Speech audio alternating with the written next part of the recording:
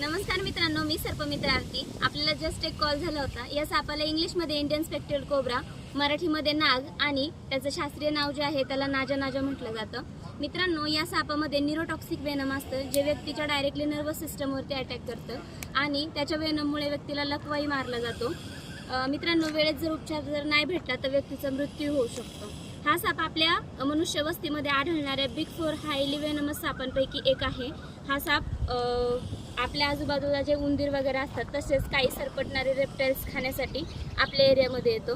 मित्रांनो, ह्या सापाला ओळखण्याची सोपी पद्धत ही आहे की हा साप ह्याच्या पाठीमागे जे आहे ना, चष्म्यासारख्या आकाराची हे असते.